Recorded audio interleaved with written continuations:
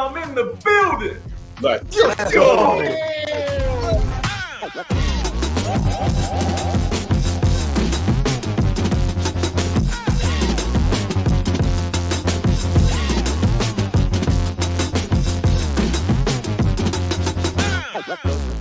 Live with the Woodlard Roar!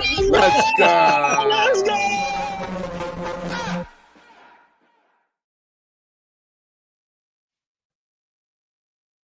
Oh, you were on mute for a second. Because sometimes there's a delay on my side, and I don't know if it's real life or just on my side. So I mean, Spiro, this is show business, okay?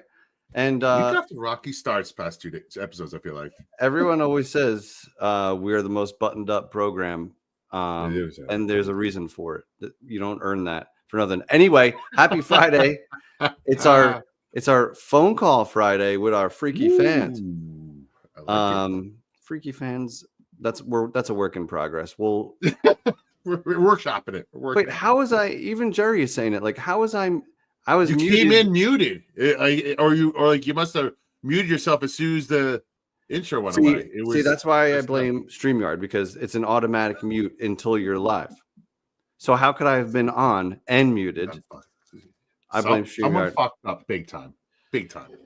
Hey, Jay, we forgive you. Thanks for being here today. So we really just want to connect with you guys today. So yes, Jerry, if you're free, let us know. We'll send you a link. You can hop on. So we really want to, allow people to join today. Eli, last minute, couldn't make it today, unfortunately. We do have a special guest in a minute, but real quick, Spee, how are you? How are you? How am I? I'm doing good, man. I feel like I'm not the only one here, but this work week stunk. Yeah. So I'm so ready to move on to the weekend. This is how you know. This is how you know. We are moving on to the weekend. We are moving on to the weekend. We're on to Cincinnati. On Cincinnati. We got a special guest joining us today. We got celebrations going on tomorrow. No big deal, but we're gonna be drinking a lot of booze. And I'm excited. I'm excited to get this work week over with and enjoy the fun and free agencies on the other side of the weekend. What better time, baby? What better time? I'm with you, brother. Jazz out there. Who's out there? Yeah, Jay Singh might be the first time I've seen Jay Singh actually watching the show live. Yeah. I mean, good friend of ours, and good friend, long time. Yes. Of course, Mustard, crushing bevies. It's a special Friday show. You know when I knew it was time to check out for the week? Yeah, tell us. When I was in a work meeting yesterday. In the middle of the work meeting. And I pray that he doesn't watch this. But our boss was trying to implement, a new sales strategy. Oh. And he's like, it's information, it's strategy. And then you got to identify, and then you got to sell. And he goes, so, the acronym, guys, it's ISIS.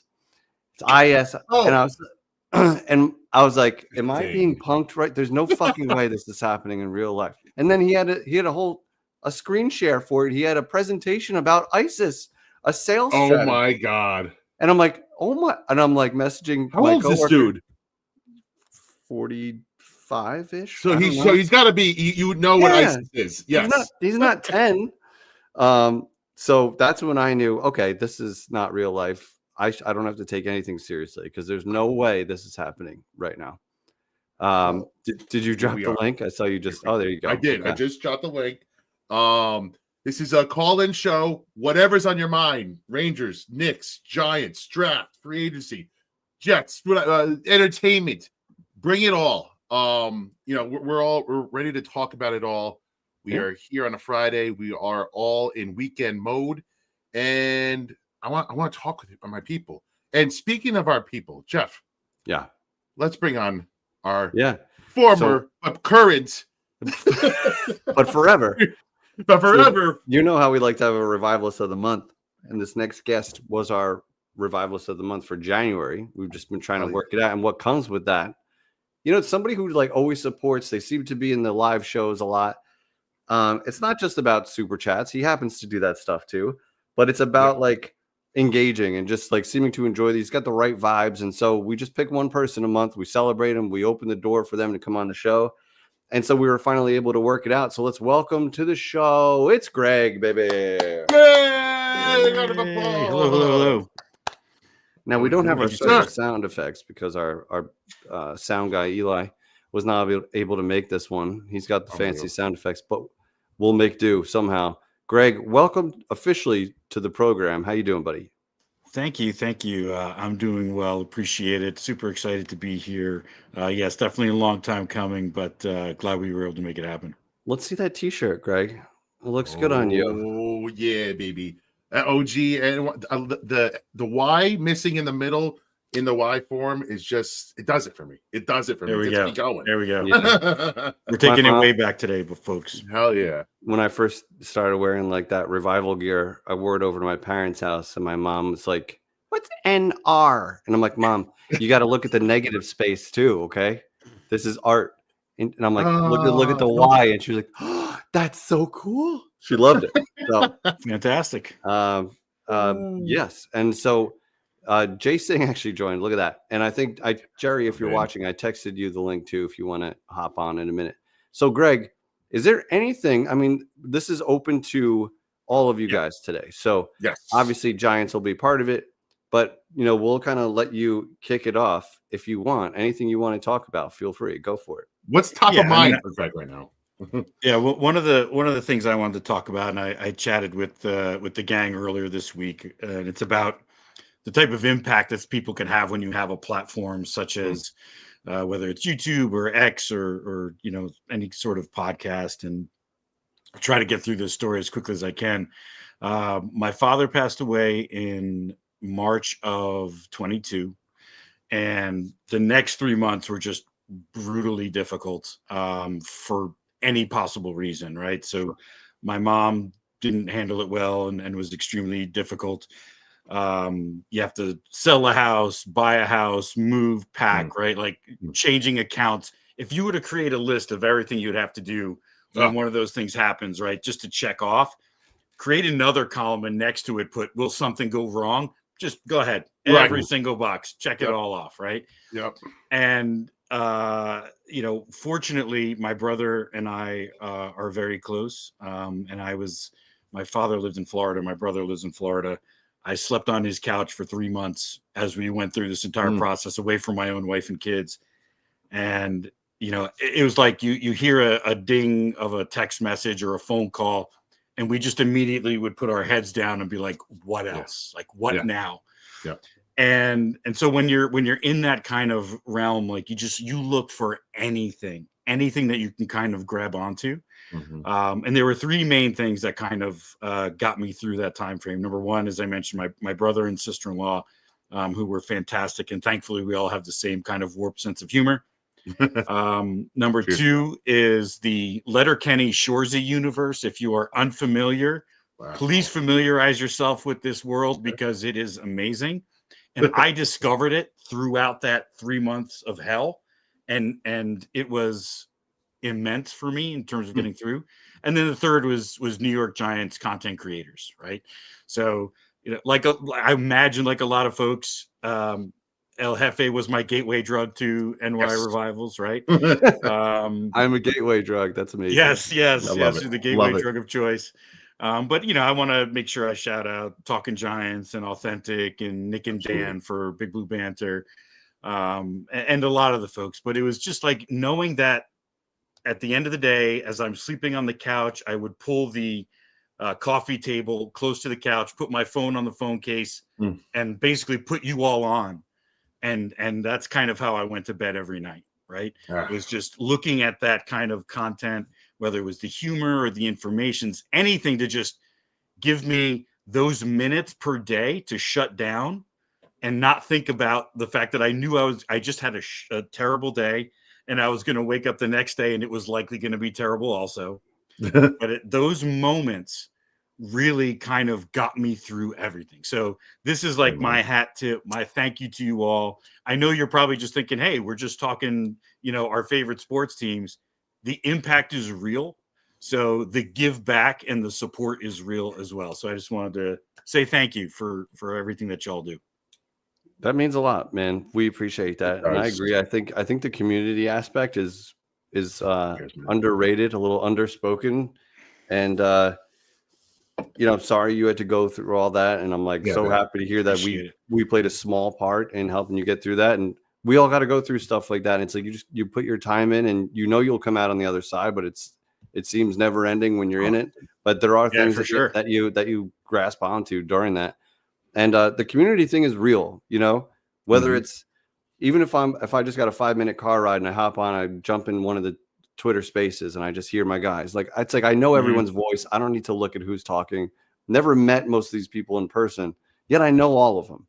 Right. And there's a sense of community there. And it's like whenever I want, there's a 24/7 conversation going on. And like that's just a cool thing to have in the community. So we appreciate those kind words, man. That's nice. And it's also something that we strive for. Like we strive to connect with the people. We strive to connect even with the own content creators. We lift everybody up. We try to lift everybody up. And we don't, fashion ourselves as a negative podcast. So like Jeff said, just to give you even 1 second of, diversion from the stuff that goes on in the normal day. Happy we could do that, man. And I hope we do that for a ton of other people. Cause I know I do the same thing, man. I set my podcast on and I take a ride and all the world problems go away for an hour when I'm in the doing my commute. So it's just it's helpful for us. It's helpful for everybody else. And glad to we could have you on to hear that story, man. It means a lot to us. Thank you, Greg. We appreciate you. And so, we are going to bring some other people on, but before we do, Greg, anything Giants related or anything in the, sports world, anything else that you wanted to talk about? Yeah. One of the things that, we're still in the Joe Shane era, right? So I kind of alluded to this a little bit in some of our discussions. Part of the issues with retaining him is we have to kind of hold on to the whole Shador. Wow. Saquon, Eagles situation and giving folks the opportunity to continually throw that back at us, which really kind of sucks. It wouldn't have stopped, but it would have been less damning if he wasn't still our guy. Yes. But looking at the beginnings when we had, I think 9 or 11 draft picks the first year, and you could see the approach was, we have these 7 or 8 holes. We're going to put one in each slot, right? We're going to try and either draft a free agent. And I think we've missed out on opportunities to create centers of excellence, right? So if you take any one of those picks and just say we dump 3 all in one spot, right? Whether it was O-line or wide receiver, for example, how much better our teams would have been if we had gone that route instead of saying, oh, we're poor here, so we're going to draft one person over there and we're going to put one person over there.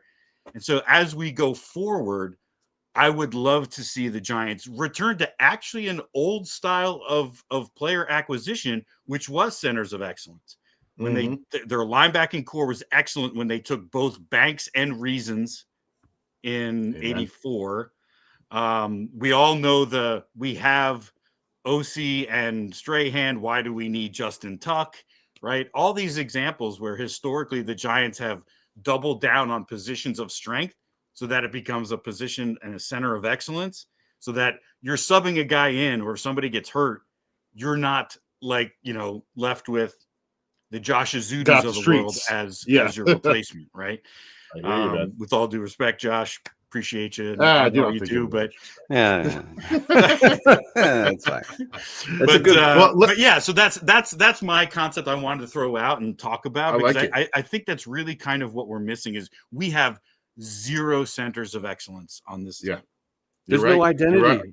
That's the one thing it does when you draft. When you added Banks, when you already had LT and you had these strong groups and you add to it, like you mentioned with the edge rushers, all you're doing is giving your team an identity. We have an all-star cast on the defensive line. We know who we are. We're going to get after the passer. That's how we won the Super Bowls. So we've never been this super flashy, high-powered offense. The Giants have never really been that team who are just going to ring 35 on you every week. Never. So it's a team that's been, historically that's won on defense. So get the best football player available right? And do that every round, every single opportunity. And you're just going to stack great players and it'll work itself out. And all they do, even if you're super strong in one group, it raises the play of everyone else. How much do you think the secondary loves when the pass rush gets there in 2 seconds and the quarterback has no time? It makes them better. It makes everyone better. So great point. And we're going to pause really quick because our fearless leader was actually able to join here. Let's bring him on. Oh, shoot. I made it. I made it. Hold on, man. Whoa, you guys asked for sound effects. Round of applause. Round of applause. Brother Greg, thank you so much for joining us, man. Wow. Running a little bit late today, but I'm here. I'm at it, man. Shout out to everybody in the chat, everybody in the building. So I like that. That looks good, man. I like that. So I appreciate all the support, man. This is your day. So we're following your itinerary today here, Brother Greg. Everybody in the chat, what up, man? I see people waiting in the lobby. So, Hef, this is your thing, man. I see a familiar face in there that I love right here. I don't know. Yeah, I don't know how long he's got, but one of our, speaking of the community, one of our best friends in the community is Jerry from the Giant Insiders. Let's bring him on. Oh my God! Hell yeah! Round of applause. Best friends in the community. Oh my God! Oh my gosh! I love these guys. I feel that way about you guys too. Thank you, Greg. I don't know how I follow that story. That is really nice. I mean, my God, man. I was like, but Jerry, please try to follow that up, would you? Yeah, exactly. No. In all I missed it. in all seriousness, what you were talking about, like, that's what it's all about. Like I joke when people say, what's the hardest thing about watching the Giants now? I'm like, well, the first thing is my dad's not around to watch with me, but it almost hurts more that they suck. Like if they were winning, it would almost be easier. It's very weird, right? So, I became a Giants fan because of my old man. And a lot of us are the same way. Like I started watching them in '83 when they were 3-12-1, so I have credibility. Like I liked them when they were bad, that 3-12-1 year. Then they, draft Banks, make the playoffs, all that. But yeah, your story hits home, man. It's like these guys, like I always tell these guys, what they're doing is they're doing it the right way. They don't take shots at people. They just come on here and have fun. And that means so much to the listeners, right? Like I enjoy their stuff as much as you guys do. So, Chris and I try to do the same thing. We try to, keep it lighthearted. I mean, Chris is really informative being in the building and all, but it's the Giant community and you don't realize the impact you have. And your story hits home, dude. I just thought it was awesome. Right on. And everybody, every show has their own flavor, their own take, right? Like, and depending on what you're in the mood for or what you're looking to obtain, like, where to go. Like there are people that you just love to hear them talk. So you'll watch them. But if you need some kind of breakdown, where to go. Right. And if you want some insider information, like you've got your co-host is in the building, right? Yeah. Like what an awesome resource. Like that's why we love having you guys on to get that inside information. You happen to be okay guys. So we have a good time together. But here, we keep it light. The Giants have largely sucked. We had 2022, which was as soon as we started. That was the first year we started. Yeah. We're like, wow, we are magic. Look what happened as soon as we fired this up. Yeah. And then since then, we found a way to still have fun and try to entertain, keep it lighthearted. But it's cool to hear those stories, just to know that you don't hear that stuff a lot. You never know what anyone's going through, who's listening, but it might mean something to somebody. So it's cool. Well, I'll date myself by saying I'm old enough to have Dave Jennings was my favorite player, and he was their punter. So he was their best player. Yeah, offense. Let that kind of sink in terms of how good they were in the 70s and early 80s. So it wasn't pretty then either. Yeah. That's a true story. Jennings in '83. I remember my dad was like, "Oh, this is probably their best player right now." I mean, it's short of absolutely crazy. Wow. This is their weapon. And I was like, "Oh, cool, punting." I'm 8 years old. I'm like, this is awesome. I can't wait. Yes, let's watch the punting. So now was he better than Fiegels? I'm guessing because forgive me, it was more booming. He was more of a boom. Like Fiegels was so directional. Like Fiegels was like 41 yards out of bounds at the 1 yard line. Yeah. Jennings was hang time. The whole thing was hang time. That's when they started measuring hang time on TV. And you're like, oh wow, 3 seconds, 4. Wow, this is amazing. All right, hope the defense can score because the offense can't. So. All right, that was great. Nice. Wow, crazy. Eli, I mean, we're so glad that you jumped on here, having our leader here, but you didn't get to, set the tone or say hi. So, how are you? I'm great, man. Like, listen, I like coming in and hearing you guys cook, man. I don't want to, interrupt anything, but shout out, man. Like I said, man, Jerry, man, awesome. I missed Greg's story, man. I'll rewind it, I promise, man. And I just want to take a listen to that. But Jerry, just to echo the same, man. I think all three of us, I can speak for my guys here, that we watch the Giant Insider. We love you guys. We love what you do. Especially, I think you guys, we do a lot of crossovers a lot. So this Tuesday, I know we have the Biz stopping by. For anybody that doesn't know, you just got it right now. The Biz is stopping by from the There's Giant. the sound effects. There's the sound. There he is. Just to let you know. And Jerry, you are more than invited to come on aboard, man. And I'm gonna have some fun, man. But yeah, we try to keep it lighthearted for you guys as usual. So we like to open up the lines to you guys and just hear, what your thoughts are about the team and etc. So please hit that link. Get in this live here. Talk. You can have your camera off, people. So don't be scared. You can take your camera off here, all right? Come join us and have some fun with us for sure. What was funny was I have a new intro and outro for our podcast, and Chris goes, "Who helped you with that, Spiro?" I'm like, "No."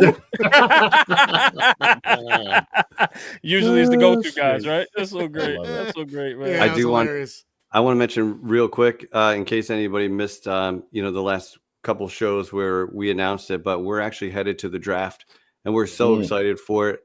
We're gonna, we're flying into Chicago, gonna drive to Green Bay, so we're gonna be there. And so you see the banner on the bottom. If anybody is feeling like sending a super chat, it's going right towards our trip to help us get there. The rental car, the flights, the hotel, all that stuff. Maybe a couple beers, but we're gonna be there. And we're gonna take you. We're gonna take you with us. We're gonna document the whole thing. We're trying our damnedest to get down into the pit when the Giants make that pick. So whether you agree with it or not, we were talking about the Giants like possibly trading up to number 1, and we're like, man, that would be kind of fucking awesome to just be there for the number 1 pick, have it be our future quarterback. Sometimes the players come down, take pictures with the guys right there. So a potentially awesome experience, but we're putting it out there. We're manifesting. We're going to try and make it happen, and we can't wait to send you guys all the footage of the trip.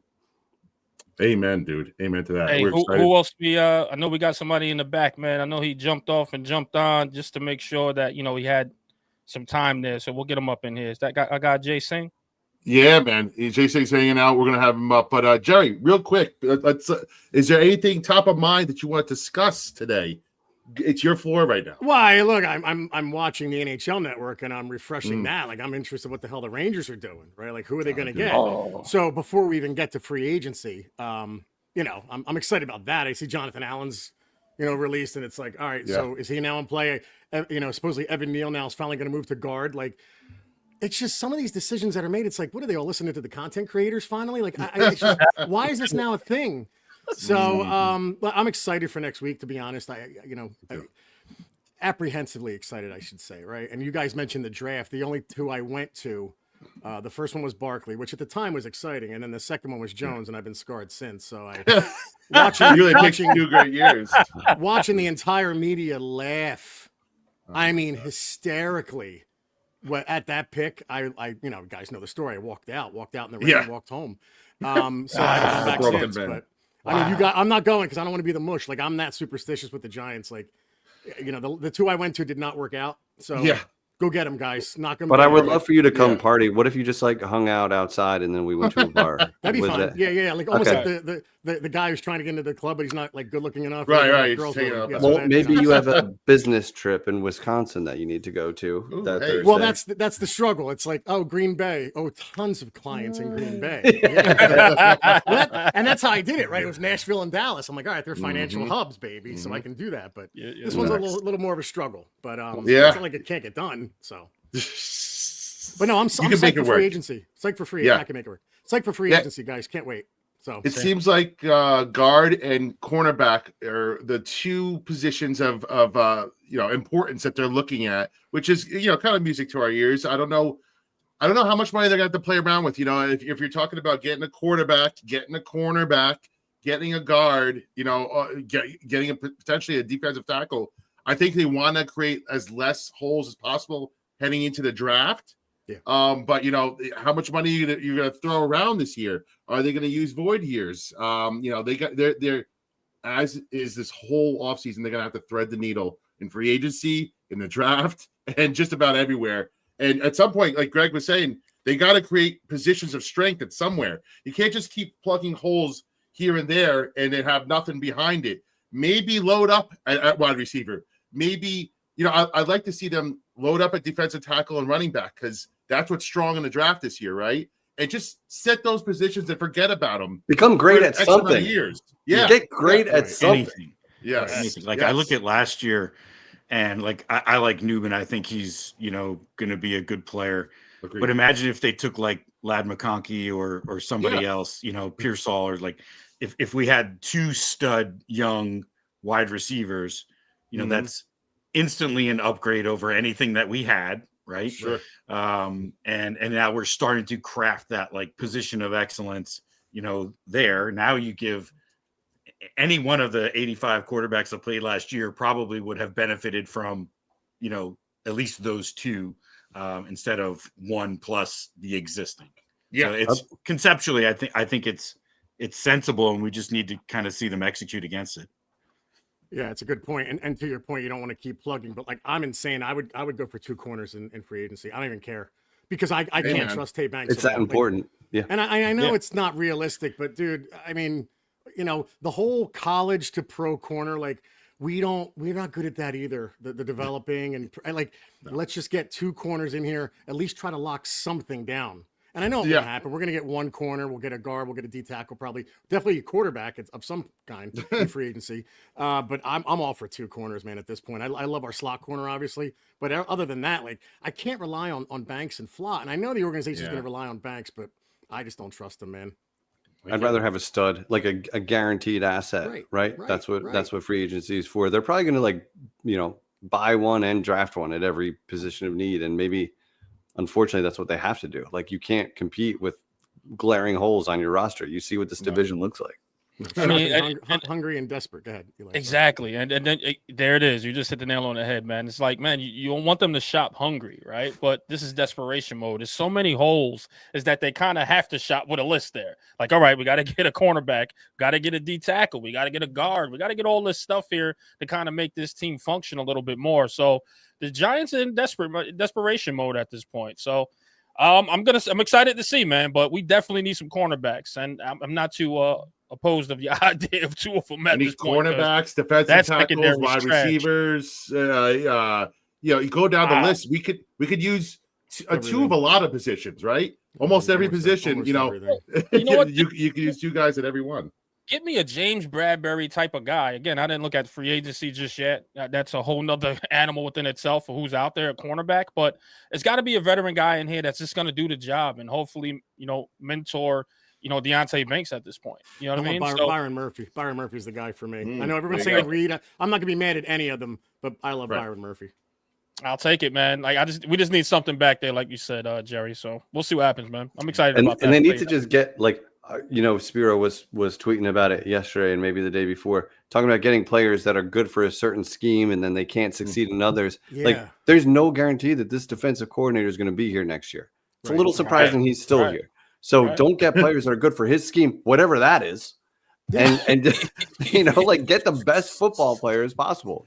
I like bump and run corners. Oh, we're gonna change D coordinators. I don't like bump and run corners. Like, no, get the best corner. Exactly. And there's a fine line. Listen, there's a fine line because you have to get fits for your system. I get that. Like we want to get players that fit what you weren't trying to do. But when you're shopping in the first round and you're signing these guys like Fabio Okereke to top money, you want them to be as scheme proof as possible, right? Like, good and you like this guy Tate Banks was. It looks like he was a mold for Wink specifically, who plays a very specific system. It's not like you can go out. There's like 10 other Wink systems that are similar. No, Wink is like one of one when it comes to defensive coordinators.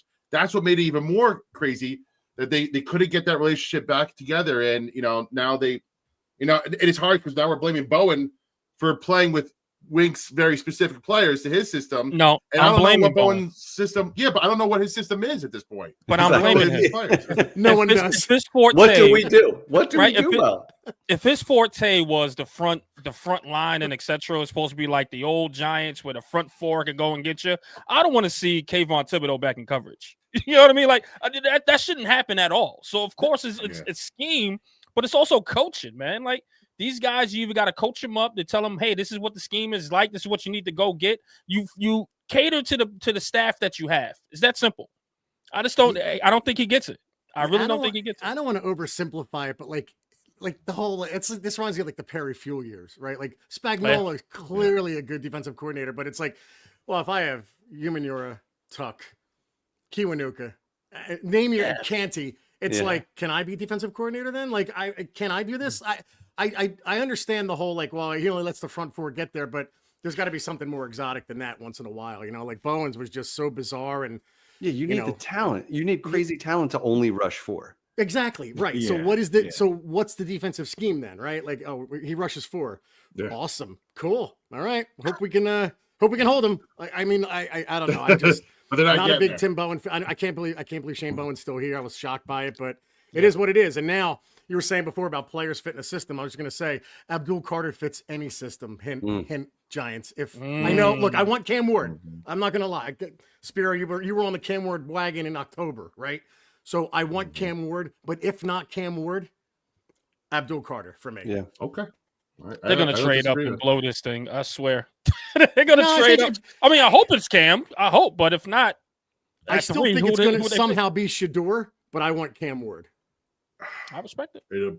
Listen, one of the things that I think often gets forgotten when it comes on the just drifting back to the free agency a little bit, and maybe we can wrap that piece up, is the player has to want the team also, right? Sure. Yeah. And I think Greeny on ESPN was, pretty vocal about, I think it was the Stafford situation, maybe. Yeah. Why would anyone want to go to the Giants? Yeah, I mean, right, exactly. But so that's obviously at an extreme level. But if you take any other free agent, certainly if you're wanted, that's helpful, right? And the money's good, and that's helpful. Yeah. But all things even, there might be a better option. Like I remember there was a lot of, feedback on social media last offseason when we, why didn't we go after this person? How do you know we didn't? And they just didn't want us, right? There has to be a really compelling reason as to say why Giants versus somebody else. And the luster of, well, longtime franchise and great history, like that shine really, really dimming very, very quickly. So just something that we need to think about as we head into free agency starting Monday. It might not be a lack of effort on our part. It may just not be a desirable place for some people to go. That's where the Giants find themselves, man. Like, who wants to go where there's a hot seat head coach and GM? There's zero quarterbacks at the moment. Sorry, that's right. No disrespect, Tommy DeVito. Hey, thank you, Peter. Let's get it started here. This question it's easy, Jerry. What DC would come here with a lame duck GM and head coach? It's true. It's kind of why he's not wrong. He's kind of why it didn't make sense as much as we wanted the GM and head coach gone. I think the job they did warranted it in a lot of situations. But you would have replaced them with who? Right. But my only thing back there would be aren't you in tune with like the linebacker coach on Name Your Team, that kind of thing? Like, it doesn't have to be like, oh, you have to bring in another defensive coordinator from another team or anything like that, but you should know around the league who's the rise. I get it. I get it because Shane and Dable may be going. I understand that, but I don't know if that's why it happened. But yeah, it's a good point, Peter. I get it. Now you're seeing a lot of reports of Washington. A lot of players are linked to Washington, and whether it's true or not, the reason for it is that now they're a destination.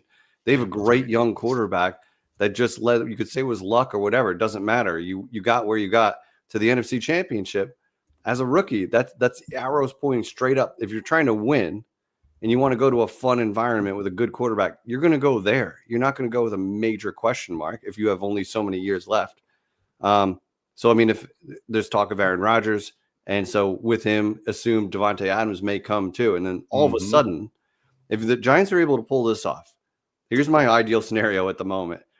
Aaron Rodgers, Malik Neighbors, Devontae Adams on the outside, and Cam Ward waiting in the win. Like that is in my opinion, the best case scenario. 90% of Giant fans sign up with that, Jeff. Yeah. And you have a new guard and probably a drafted running back to go along with Tracy. Tell me that offense can't cook. If Andrew that doesn't Thomas cook, back. Right. Finally talking about Evan Neal to guard. I don't know why they were so stubborn about that, not trying him at guard.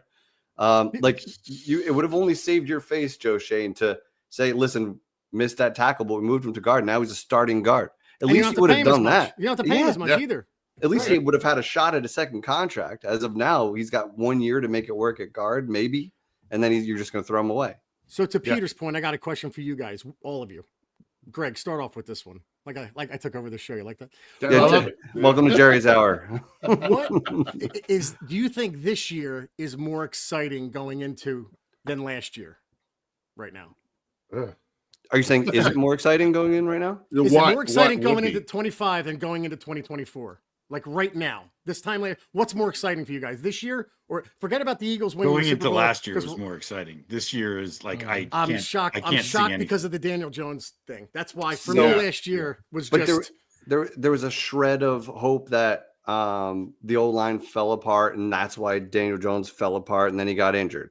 So it's like, okay, now it's his third year in the system. There's a sliver of hope that he can get back to 2022 form. Now we have Malik Neighbors. There was reasons to be excited, but like I'm a little bit excited by the unknown and the new territory now because the old territory was miserable. Like I'm excited about a rookie quarterback, a free agent quarterback. See, for me, it was exciting because I figured if we had another down year, everything would have been changed.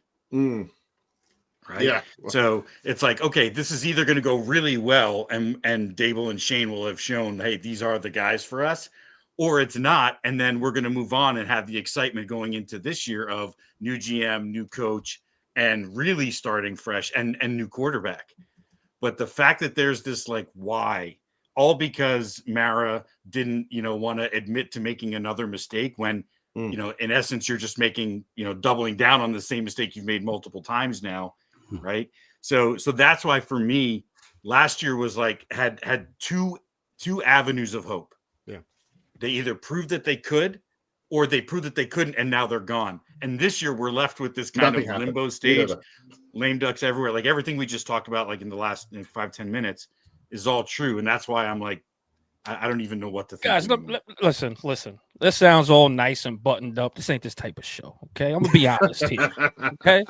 Let me be honest here, right? I waited in the wings so long here, all right? Of course, last year was more exciting, right? And of course, I can speak for my guys here. They may have forgot, but shout out to the Giant Insider, Jerry, and my brother, the Biz. We made these specific shirts called No DJ Slander, and our guy Darius Slayton got it. Thanks to the Biz, man, that connection. If you guys didn't know, now you know. So last year, man, we had some hope, some glimmer there. Well, that was 2 years ago. That was 2 years ago. Wait. Yeah. Oh, shoot. Okay. No, off my high horse.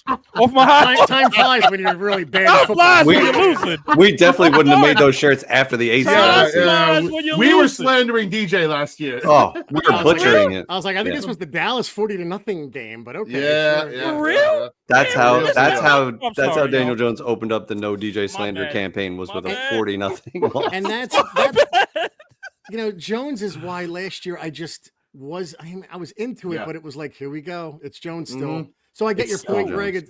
You make a great point, right? Like either it was going to blow it up or they were going to take off, and they were terrible and they didn't blow it up. So it's like, oh my God. But because of Jones going in, it was just like, I know where this is headed. It's 7-9 or less, or 7-10 and less. So I'm more excited this year despite the decisions they made, keeping everyone, the cap space, the number 3 pick, the ability to maybe move up. New franchise quarterback. So I think going into this year is a little more fun than last year. But for me, on that point, there's no more excuse for Dable and Shane to in my mind, I still die in the hill that I believe Mara got involved in the Jones extension, and I do believe they were caught between a rock and a hard place because of making the playoffs, but now they're free and clear of any excuse. And if your excuse was that the quarterback was dragging you down, now you have none of that. You have to go prove it. And you got 2 chances potentially to go prove it with a young guy and an old guy, or not old, but he might be old. Experience. He might be older than experience. Yes. But I'm excited of the notion that I don't see how we could be more incompetent than we were last year at the quarterback position. The most important. How? We were the worst. We were the worst in the league. You can't get worse than the worst. Eli, I want to agree with you, but I totally agree with Spiro on this one. Yeah, I don't know how you could get worse. Listen, and just like we said the year prior, I don't know how it could get worse, and it got worse. No, but look, Drew Lock and Jones. Yeah, but there's no name you could throw at me right now, that would be worse than the Jones. Maybe it transpires that there's injuries that happen, whatever. But there's no name you could throw at me right now that was worse than Jones and Drew Lock and DeVito going into 2020. Let me say this. Let me say this. Because again, we don't know what our quarterback is. We're hoping it's Aaron Rodgers. We're hoping it's somebody. They haven't signed anyone. So right now, I'm like, man, there is no glimmer of hope right now. Like it's just, I don't know what it is. I'm not excited until I actually start to see free agency, see what happens there. Then I'll tell you, like, all right, I'm looking forward to it. Right now, we're all hypotheticals. We're like, oh, like as if Aaron Rodgers is here already, as if Devontae Adams. Well, it's not necessarily just Aaron Rodgers. It could be any of those guys. Absolutely, but I'm just saying, there's no one here yet. You know, our quarterback room has Tommy DeVito only. You know what I mean? Our offensive line still in shambles. Our cornerback room is still terrible. So I'm just like, man, I don't know. Let's see after free agency if I'm excited. And by the way, week 1, we were there week 1. I totally forgot about that. That Vikings game was ass. My bad. That's how much I erased it out my memory. It all, yeah. Hey. Jeez Louise, man. Listen, I'm still going to a first home game. I'll still get there. For my Knicks people, per Bleacher Report, we seem to have avoided worst case scenario with Jalen Brunson. It looks like it's a sprain, no ligaments, no high ankle, just a regular old sprain. Fucking thank God, dude. So take it up and go. Me and Speed talked about it a little bit before the show, but the dude has been run hard into the ground. Like this is a chance. Like the ankle will be fine, but to give him a couple weeks off prior to a playoff push. Maybe not the worst thing. Let's just hope they can hang on. But he's the closer. There's no one else on that team who wants the ball, in a big moment. So they have to get him back. But this will force somebody else to step up, Jeff. That's my hope, right? Like McCall Bridges. Yeah. Maybe McCall wasn't working good with Brunson. Maybe whatever. Maybe someone else has to step up now and say he misses a couple games. Just I hope that they someone else can step up and then maybe gives him confidence on how to play without Brunson, and then you add Brunson back, and he has a little bit fresher legs if he misses, hopefully a week, and then I don't know. I hope that this is a blessing in disguise and that somebody else can pick up the slack. You're really earning your name, just as the seconds go by. But I like it. I like it though because it's twofold. He gets to rest, but someone has to step up in the big moments now. And then when he's back, you have other places to go. So I like it. I like it. Guys, man, you guys are just real excited, man. I'm not. Even when it comes to the Knicks right now. No. Did you? That wasn't excitement. That wasn't excitement. Yeah, that was me trying to find hope. In this situation. Listen. You guys know how I am with the Knicks right now. Y'all talk that out, man. Y'all already know it's well documented right now. Yep. Eli we have another super. Do you have a noise for that, Eli? Holy shit! A super chat. So Peter coming back for round 2, and we'll go around and give our answers. And Jerry, you could start since you typed it in there. But 1 to 10, how much faith do you have in Shane making good decisions when clearly he hasn't proven he can? He's swaying you before you answer. If you answer more than a 7, you're a moron. Yeah, only because of the 2024 draft, Illuminor, I would say half a grade for Runyon. It's a 4. I mean, and a 4 might be high. But it's the 2024 draft. You can't argue, guys. That was a hell of a draft. We got some building blocks to be excited about. But we think and we hope, yes. And 4 is not a great score, so that's fine. That's fine. Greg, what about you? Yeah, I'm kind of in the same boat from the standpoint of like some of the selections haven't been great, as we know. But this last draft was good. But it's not just the players, it's the strategy, kind of like we talked about before. I think individually plugging singular holes is not going to work, right? So I'd love to see him make an adjustment from that point of view and see how that bears maybe some fruit for the team. But yeah, not glowing remarks at this point. Yeah, it'd be hard to earn a glowing remarks. Spiro, what do you say? Not glowing. I want to give it a 6. Get the fuck out of stick. Get the fuck out of here. A 6. All right. Okay. No. Support your answer. I'm just saying it's bullshit. Keep your answer. I'm just saying it's bullshit. Because I think I thought I was high. I think the avenue is there to get this right. I think the avenue is there to get this right. I think they finally have their shot at a QB. And it seems people like just heard him. They are going to. I think they're going to take their shot at quarterback, and I think that I've said it so many times. quarterback, it covers so many holes. It covers your wide receiver 2 hole. It covers your tight end 2 hole. It covers pause. Pause. Yo, you need to cover your 2 hole right now with this bullshit coming out of your mouth. So you're saying how much? But here's the thing.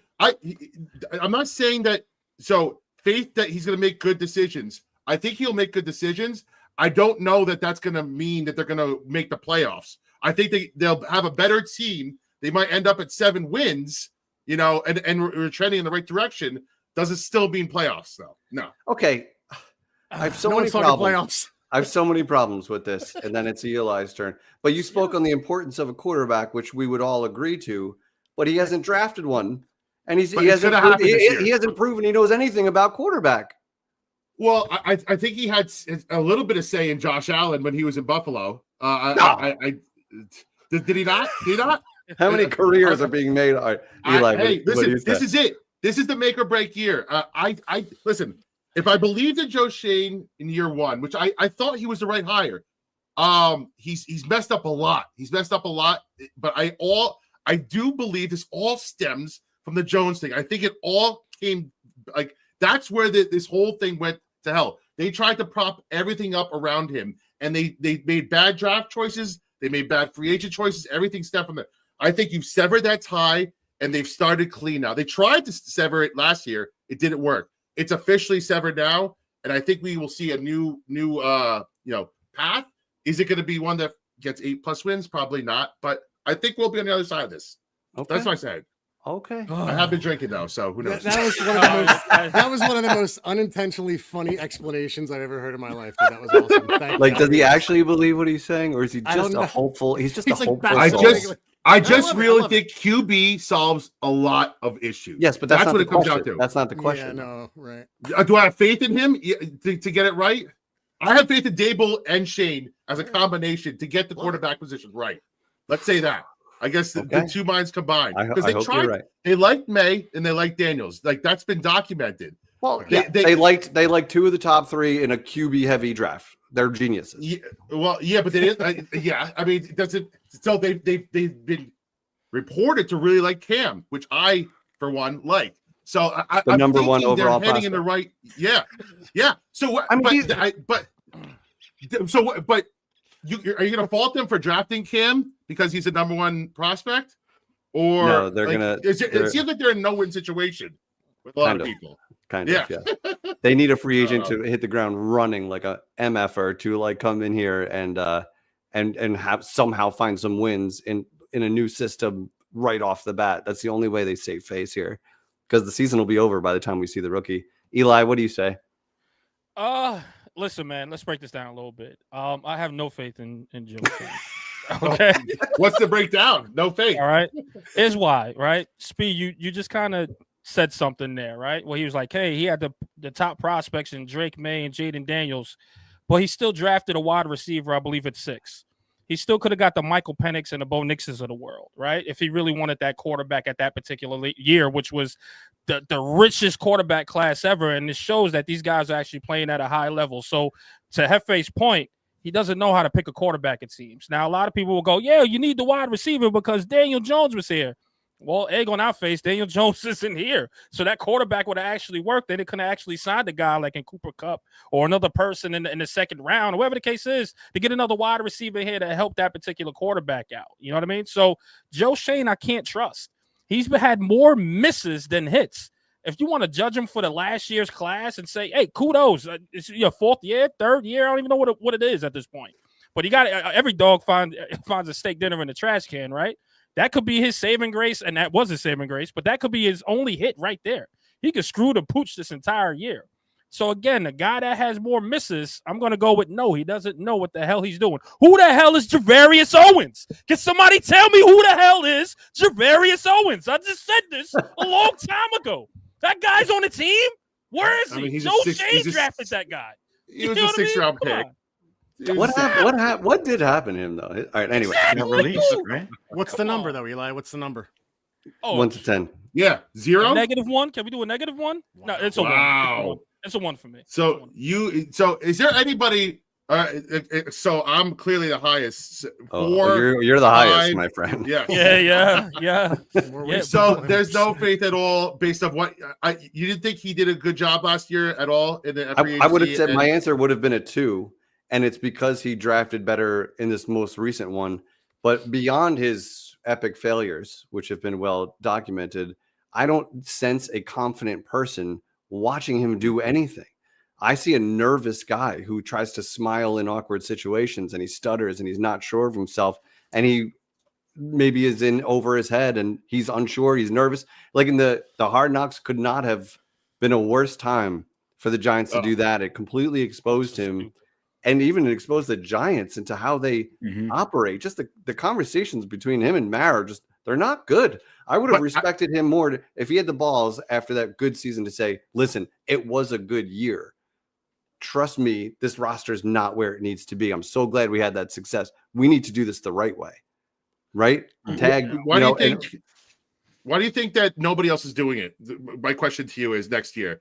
Is it because a lot of people are having probably have the same issues and don't want the it's documented now that nobody NFL team is going to do the opening season Hard Knocks anymore? Is it because the Giants failed miserably, or is it because all the other Giants GMs don't want to be off-season version? Yeah. Right. Because like nobody's talking about the Bears. Yeah. Right. The Bears had the preseason to end season or whatever version. Nobody talks about that. No. Yeah, I don't think I watched it. Teams are scared to death based on what happened with the Giants. With exactly that. Everything. They're scared to death. Especially a GM in kind of a make or break year, and he probably went into that confidently, but he came out with like egg on his face, big time. Like everything he said was wrong. Every move he made bounced the wrong way. Everything from guys in his room saying, if Saquon goes, what is our identity? And he's saying, well, you're not paying a quarterback to hand off to a running back. Well, it's like Saquon couldn't work here because you couldn't fix the O-line. You literally needed opposite. Well, funny part is they did at that point. I mean, opposite. And they actually fixed the O-line. Everything he did was wrong. Guys, bro. Yeah, no, it's funny because they fixed the O-line, but it was after they let Saquon go. It's just like everything they've done in the past 3 years have been mistimed, misfires, miscalculations.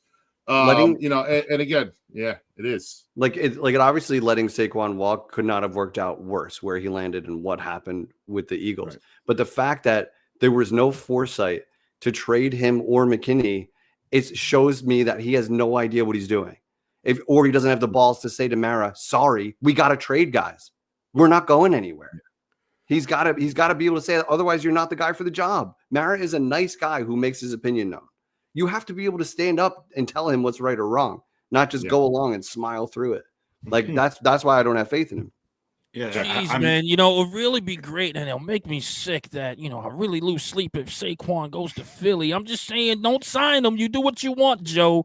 But I'm just saying, it'll make me sick. That's meddling, man. That's somebody that's like, if your boss said that to you in such a calm way, you're gonna be like, we got to keep this guy. Like, we got to figure this out or something or whatever. Like, you second guess yourself because you just did that on camera too. Imagine what he did off camera, right? Knowingly on camera. Exactly. Like, did you see the last the presser, the one that the season was over? How they were like, man, you kept him. And he's like, I don't know. Like, you see John Mara eye rolling. I've never seen that in my life from John Mara. Like, that shows you, like, man, he's more in it than that. Like, I don't know, man. I'm just over the like. Again, I like the idea. Get a COO.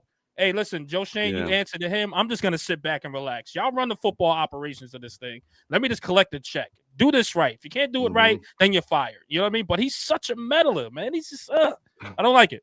He really should try. Like, take 2 years. Don't meddle. Don't give your opinion on any football decisions, and just see if the product is better. Because it would almost have be worse. Right? Could it be worse? I just want to bring this up, guys. That sound familiar to you? Timon Fox. Timon Fox. Timon Fox. All right. He's like the Super Bowl. He was like the fourth string, like defensive end 2 years ago. I don't even think he made the team last year. Oh, we just signed him. We signed him. Yeah, he's back. Yeah. Okay, who is that guy?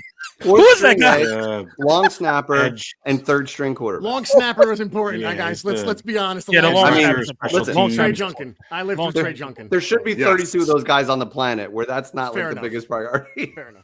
I'm just like, we got one right. That's all.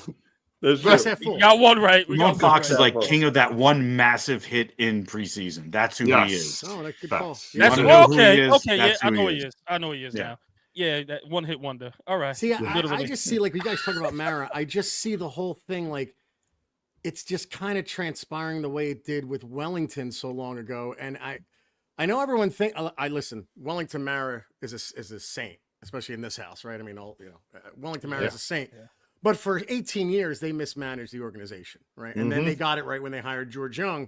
I just feel like John Mara is like kind of going through that now, where it's like, you know, every decision they make is the wrong one. If he meddles, he's meddling too much or not meddling enough, and like, it's just I listen. I'm not an apologist, but I do feel for him a bit. And I know he's collecting all of us who pay the money to go see them. I get it, but it's like. I couldn't if John Mara asked me for my advice, I don't know what to tell him at this point because it just seems like every decision we make is the wrong one. Yeah, you're right. You're right. I hope real quick, it just before we start wrapping up here, something just dropped. And it might be in regards to the trade up to number 1. I don't know if it affects or not. Harold Landry, who has been rumored as one of the defensive ends / edges to come back potentially with the Giants to the Giants in a trade, has just been released by the Titans.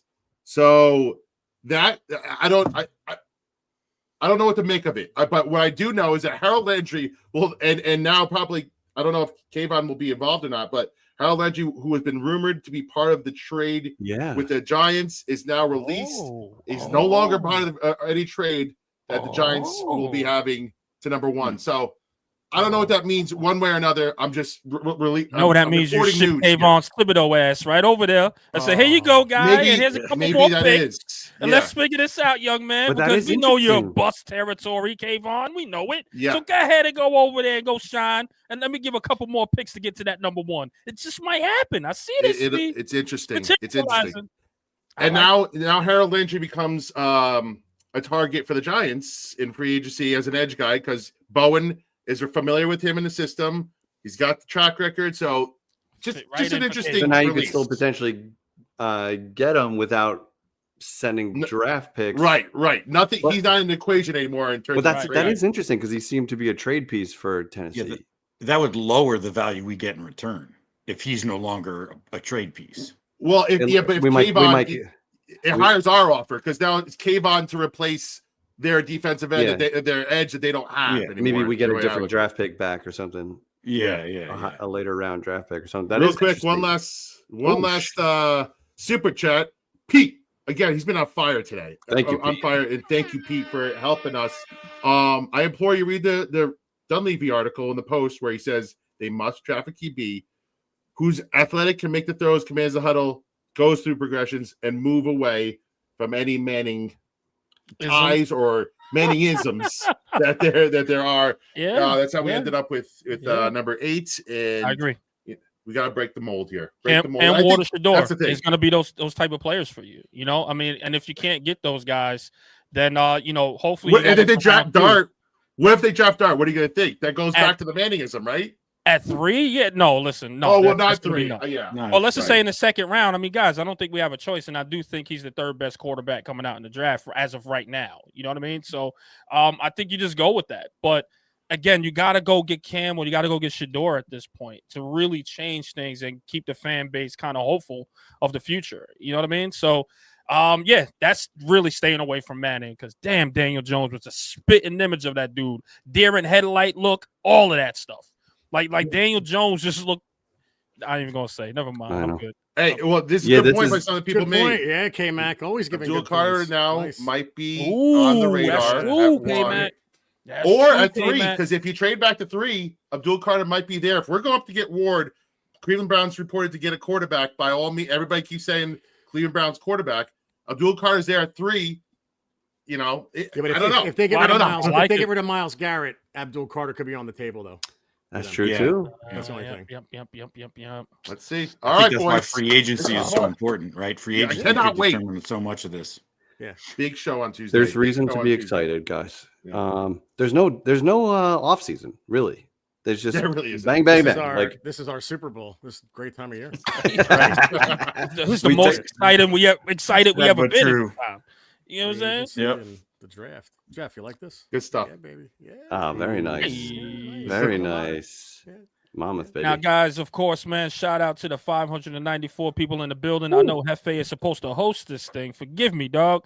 It's just what it is, all right? We needed you, used bro. to it. But shout out to the 594 people that are listening. Don't forget, if you're on YouTube, hit that subscribe button, hit that notification bell, and hit the thumbs up as well. If you're watching it on X, please hit that notification bell. Don't forget to retweet, follow, and like as well, guys. Don't forget, we're on Spotify and iTunes, so hit that follow as well. So what you hear will be on iTunes and Spotify, and you just might get an exclusive show out of me on there. So you probably want to do that, man. Hey.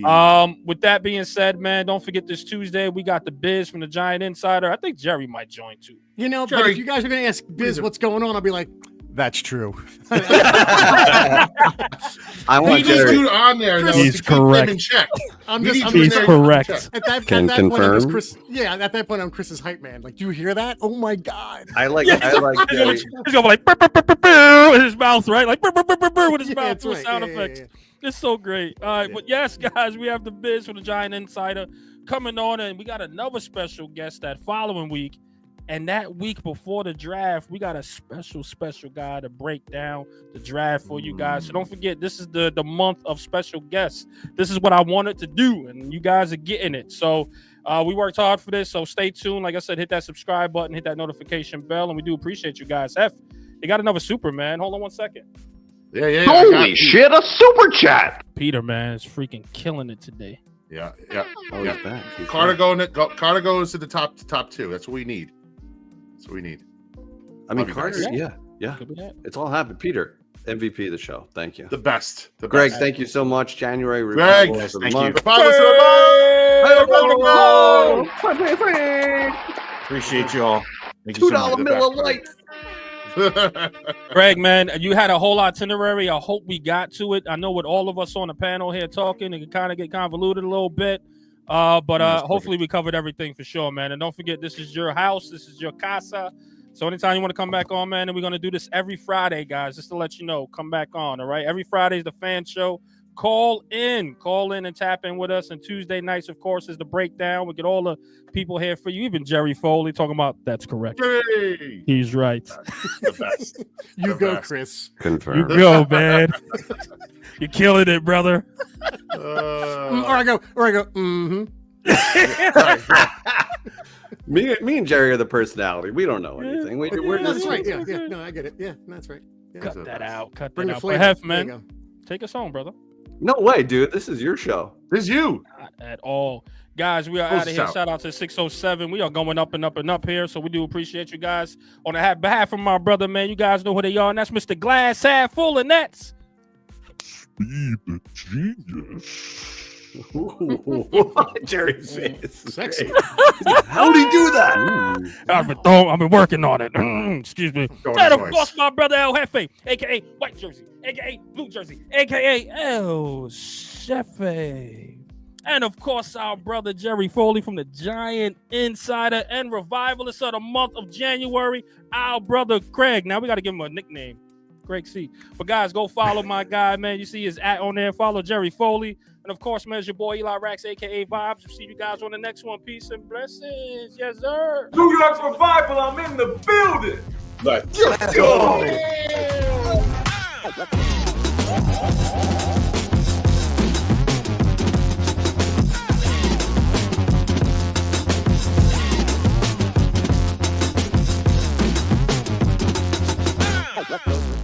Live with the Woodlard Roll!